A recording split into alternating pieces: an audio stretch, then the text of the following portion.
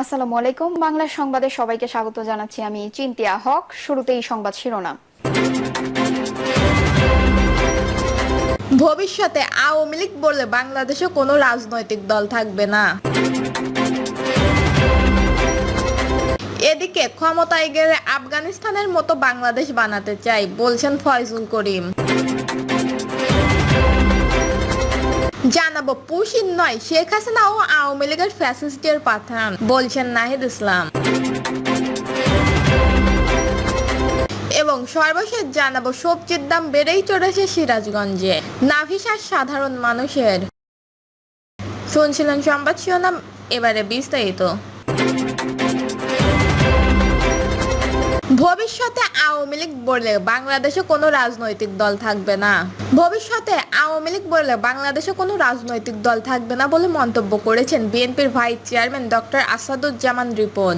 তিনি বলেন, আওয়ামী লীগকে নিষিদ্ধ করা আর না করার বিষয় নাই, তাদের ভুলের রাজনীতির কারণে বাংলাদেশের মানুষ আর আওয়ামী লীগকে রাজনীতিতে সমর্থন করে না। আওয়ামী লীগের রাজনীতিতে ফিরে আসার কোনো সুযোগ নেই। ডক্টর আসাদুজ্জামান রিপন বলেন, জনগণের বিরুদ্ধে যদি কোনো রাজনৈতিক দল অবস্থান নেয়, সেই দল বিলুপ্ত হয়ে যায়।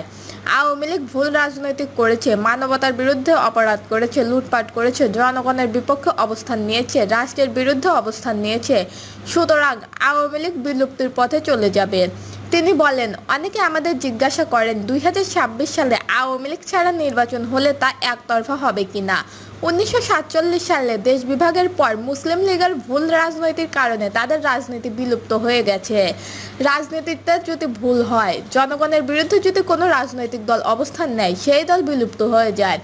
জনগণের ভোটাধিকার কেড়ে নেওয়ার সঙ্গে জড়িতদের আইনের আওতায় আনতে হবে মন্তব্য করে বিএনপির এই নেতা বলেন, বাংলাদেশে 2014, 2018 ও 2024 সালে যে তিনটি বিতর্কিত নির্বাচন হয়েছে, সেই নির্বাচনে আমলাতন্ত্র, ডিসি, এমপি দিনের ভোট রাতে করতে সহায়তা করেছে। এখানে তারা প্রশাসনের বিভিন্ন বড় বড় পদে বসে আছে। তারাও অনেকেই প্রমোশনের জন্য দৌড়ঝাঁপ করছেন। আগে তাদের জবাবদিহি করতে হবে। ডক্টর আসাদুজ্জামান রিপন বলেন, প্রশাসনের মধ্যে আওয়ামী লীগ যেসব লোক ঘাপটি মেরে বসে আছে, বিগত তিনটি নির্বাচন যারা বিতর্কিত কর্মকাণ্ড পরিচালনা করে শেখ হাসিনাকে সাহায্য করেছে, তাদের চাকরি থেকে বিতাড়িত করতে হবে এবং আইনের আওতায় আনতে হবে। আওয়ামী লীগের দোসরদের প্রশাসন ও সচিবালয় থেকে বিদায় করার জন্য অন্তর্বর্তী সরকারের প্রতি আহ্বান জানাই।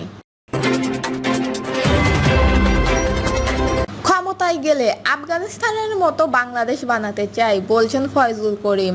জাতীয় নির্বাচন জিতে সরকার গঠন করতে পারলে দেশে শরিয়া আইন চালু করবে ইসলামী আন্দোলন বাংলাদেশ। এখনকার কোনো রাষ্ট্র ব্যবস্থার মধ্যে এমন আছে কি না? খালেদ মুহিউদ্দিনের এমন প্রশ্নের জবাবে তিনি বলেন, এখন আফগানের মধ্যে আপনি দেখতে পারেন সেখানে শরিয়া অনেক বেশি পালন করা হচ্ছে। আবার পাল্টা প্রশ্ন করেন খালেদ মুহিউদ্দিন, আপনি আফগানিস্তানের মতো বাংলাদেশ বানাতে চান? জবাবে ফয়জুল করিম বলেন, হ্যাঁ, বানাতে চাই। ইরানের শাসন ব্যবস্থার বিষয়ে প্রশ্ন তুললে ফয়জুল করিম বলেন, এক্ষেত্রে ইরানের যে ভালো দর্শনগুলো আছে সেটা শরিয়ার সাথে সাংঘর্ষিক না, তা গ্রহণ করব। একইভাবে আমেরিকায় যে ভালো দর্শন, ইংল্যান্ডের ভালো দর্শন, রাশিয়ার ভালো দর্শন, যেগুলো ইসলামের সাথে সাংঘর্ষিক না, সেগুলো জনগণের স্বার্থে গ্রহণ করতে হবে। তিনি বলেন, ক্ষমতায় গেলে আমরা যে শরিয়া আইন চালু করব, সেখানে কিন্তু হিন্দুরাও অধিকার পাবে, সংখ্যালঘুদের অধিকার বাস্তবায়ন করা হবে। নির্বাচনের সমঝোতার জন্য এইসব বক্তব্য প্রত্যাহার করে নেবেন কিনা এমন প্রশ্নের জবাবে ইসলামী আন্দোলন বাংলাদেশের সিনিয়র নায়েবে আমির বলেন, কোনো একটি বিষয়ের ওপর ঐকমত্য হলে একই মঞ্চে আসা যায়, তার মানে কেউ কারো আদর্শ বিসর্জন দেয়নি। আমি জামায়াত নিয়ে আমার পুরনো বক্তব্য থেকে অ্যাকচুয়াল সরিনি, তেমনি জামায়াতের নেতারাও আমাদের বিরুদ্ধে অতীতে যেই সব বক্তব্য দিয়েছে সেগুলোর থেকে তারা পিছু হটেনি। মহাসমাবেশে জামায়াত ছাড়াও এনসিপি, গণ অধিকার পরিষদ সহ আরও বেশ কিছু দলের নেতারা উপস্থিত ছিলেন, কিন্তু বিএনপির কেউ ছিল না কেন এমন প্রশ্নের জবাবে ইসলামী আন্দোলনের সিনিয়র নায়েবে আমির মুফতি সৈয়দ মোহাম্মদ ফয়জুল করিম বলেন, চলমান রাষ্ট্র সংস্কারের ক্ষেত্রে যেসব দল পিআর পদ্ধতির বিষয়ে একমত তাদের দাওয়াত করা হয়েছিল। বিএনপি এতে রাজি নয় বলে তাদের দাওয়াত করা হয়নি। পিআর সিস্টেমে তারা রাজি হলে সামনে তাদের দাওয়াত করা হবে। সম্প্রতি একাধিক বক্তব্যে বিএনপির কঠোর সমালোচনা করেন সৈয়দ মোহাম্মদ ফয়জুল করিম। এ কারণে জানতে চাইলে তিনি বলেন, বিএনপির প্রতি আমি ব্যক্তিগতভাবে ক্ষিপ্ত হইনি, মূলত তাদের চাঁদাবাজি, দখলদারি, মারামারি, কাটাকাটি দেখে জনগণ ক্ষিপ্ত হয়েছে। আমি জনগণের মুখপাত্র হিসেবে বিএনপির এইসব কাজের সমালোচনা করছি। পুশিন নয়, শেখ হাসিনা ও আওয়ামী লীগ ফ্যাসিস্টের পাঠান, বলছেন নাহিদ ইসলাম। জাতীয় নাগরিক পার্টির আহ্বায়ক নাহিদ ইসলাম বলেছেন, ভারতীয় সীমান্ত রক্ষাকারী বাহিনী কর্তৃক বাংলাদেশি হত্যাকাণ্ড এবং একটি নিয়মিত চিত্র পরিণত হয়েছে, যা প্রতিদিনই ঘটে চলেছে। গত 50 বছরে কোনো সরকার এই হত্যা বন্ধের কার্যকর পদক্ষেপ নেয়নি। তিনি বলেন, বর্তমান আমরা আরো ভয়ানক একটি পরিস্থিতি দেখছি। ভারত থেকে অবৈধভাবে বাংলাদেশে পুশিন চলছে। আমরা স্পষ্টভাবে বলতে চাই, এটা শেখ হাসিনার বাংলাদেশ নয়, এটা ছাত্র জনতার বাংলাদেশ। যদি কাউকে পাঠাতেই হয়, সেই শেখ হাসিনা ও আওয়ামী লীগের ফ্যাসিস্টের বাংলাদেশে পাঠান। আমরা এই জুলাই গণঅভ্যুত্থানের মাধ্যমে তাদের বিচারের আয়ত্তায় আনব।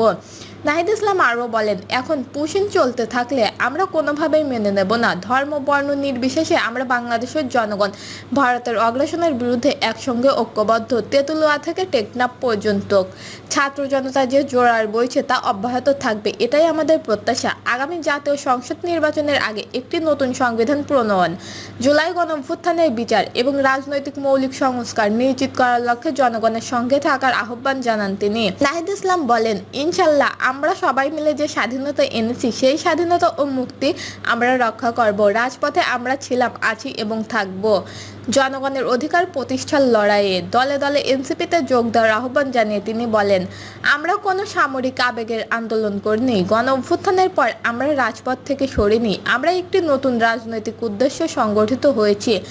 সবশেষে তিনি ঘোষণা দেয়, আগামী 3ই আগস্ট ঢাকার কেন্দ্রীয় শহীদ মিনারে বাংলাদেশের মানুষের আশা আকাঙ্ক্ষার ইস্তেহার পাঠ করা হবে। তিনি সারা দেশের মানুষকে ওই কর্মসূচিতে উপস্থিত থাকার আহ্বানও জানান। সবজির দাম বেড়েই চলেছে সিরাজগঞ্জে। নাভিহা সাধারণ মানুষের। সিরাজগঞ্জে এক সপ্তাহের ব্যবধানে সবজি সহ নিত্য প্রয়োজনীয় কাঁচা বাজারের দাম ব্যাপকভাবে বেড়েছে। এতে বিপাকে পড়েছেন খেটে খাওয়া নিম্ন ও মধ্যবিত্ত আয়ের মানুষ। বাজারে ভিড় থাকলেও অনেকে চাহিদা মতো জিনিসপত্র কিনতে পারছেন না। জেলা শহরের বড় বাজার, বাহিরগোলা, কাঠেরগোলা, কালীবাড়ি, বউবাজার সহ প্রতিটি বাজারেই দেখা গেছে দাম বাড়ার চিত্র। বেগুন বিক্রি হচ্ছে প্রতি কেজি 105 থেকে 110 টাকায়, কাঁচামরিচ বিক্রি হচ্ছে 120 টাকায়, পেঁয়াজ 55 থেকে 60 টাকায়, কাঁচা পেঁপে 40 থেকে 50 টাকায়, টমেটো 100 টাকা, পটল 30 থেকে 40 টাকায়, লাউ 60 থেকে 70 টাকা, মিষ্টি কুমড়া 40 টাকায়, করলা 100 টাকায়, আর আদা বিক্রি হচ্ছে 80 থেকে 100 টাকা কেজিতে। শুধু সবজিতেই নয়, একই সঙ্গে বেড়েছে চাল, মাংস ও মুরগির দামও। গরুর মাংস বিক্রি হচ্ছে 750 টাকা কেজিতে, খাসির মাংস 1100 থেকে 1200 টাকা কেজি এবং দেশি সোনালী মুরগির দাম 270 টাকা কেজিতে পৌঁছেছে, যা আগে ছিল 210 টাকার মতো। ব্যবসায়ী আব্দুল সালাম বলেন, টানা কয়েকদিন বৃষ্টি অনেক সবজির ক্ষেত নষ্ট হয়ে গেছে। যমুনা পানি বৃদ্ধির কারণে অনেক এলাকায় সবজি ক্ষেতে পানি ঢুকে সবজির উৎপাদন ব্যাহত হয়েছে। এছাড়াও বর্ষা মৌসুমে পরিবহন জনিত সমস্যার পণ্য সরবরাহ বিঘ্ন ঘটছে। এইসব কারণেই দাম বেড়েই চলেছে। দর্শক, এই ছিল এখনকার সর্বশেষ নিউজটি ভালো লাগলে একটি লাইক দিন, কমেন্টে আপনার মতামত জানান এবং আমাদের পাশে থাকার জন্য বেল বাটনটি অন করে রাখুন। ধন্যবাদ।